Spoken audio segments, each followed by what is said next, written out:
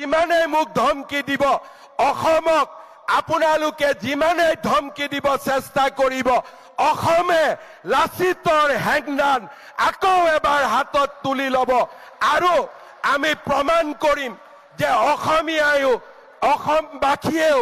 ভাৰতীয় লোকসকলে কেনেকৈ জীয়াই থাকিব লাগে আমি তাক জানো আৰু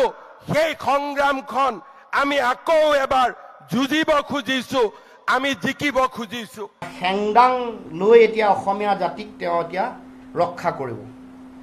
আমি বিনম্ৰতাৰে কৈছো আহ্বান জনাইছো হিমন্ত বিশ্ব শৰ্মা ডাঙৰীয়া হেংদাং অসমীয়া জাতীয় জীৱনৰ স্বাভিমানৰ প্ৰতীক আহোমসকলৰ স্বাভিমানৰ প্ৰতীক লাচিতৰ সহ্য বীৰ্যৰ স্বাভিমানৰ প্ৰতীক হেংদাঙক আপোনাৰ নিজৰ ৰাজনৈতিক ভৱিষ্যত অন্ধকাৰ দিশলৈ গতি কৰাৰ সময়ত আবেগিক কৰি এই হেংদাঙক লৈ আপুনি ৰাজনীতি নকৰিব অপমান নকৰিব যদি হেংদাঙৰ প্ৰতি আপোনাৰ ইমানেই দায়িত্ব আছিলে দায়বদ্ধতা আছিলে আপুনি 6টা জনগোষ্ঠী জনজাতিকৰণ কৰি দিব লাগিছিল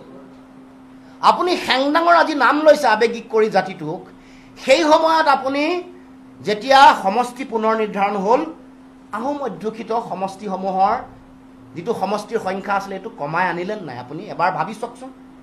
গতিকে এই যে যিটো কাম তেওঁ কৰিবলৈ ওলাইছে এই যে অসমৰ জনগণক এতিয়া ক্ষমতাত থাকি লুণ্ঠন কৰিবলৈ এতিয়া তেওঁ এই যে আম্বানী আদানী এইসকলৰ নাম লৈছে আজমল এইবোৰতো তেওঁৰ সহোদৰ আম্বানী আদানী আৰু ছৈয়দা হামিদ এইবোৰৰ লগত তেওঁৰ নিকট সম্পৰ্ক আছে আমি ইতিমধ্যে কৈ দিছোঁ সম্পৰ্কৰ গোটেই আমি দেখুৱাই দিছোঁ উদঙাই দেখুৱাইছোঁ এতিয়া তেওঁৰ আঁঠুৱাৰ তলৰ মানুহ এইসকল আজমলৰ লগত তেওঁ এটা সময়ত গোপন সম্পৰ্ক এইটো মানুহে গম পালে এতিয়া সেইকাৰণে বাহিৰৰ পৰা আউটচোৰ্চিং কৰি মাদানীক লৈ আহিছে এতিয়া আউটচোৰ্চিং কৰি ছৈয়দা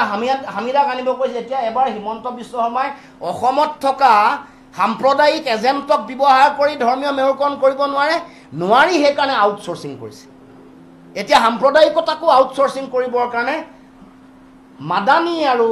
ছৈয়দা হামিদ ডাঙৰীয়ানীক লৈ আহিছে অসমৰ মাটিলে গতিকে আপুনি এই যে সংকটৰ সময়ত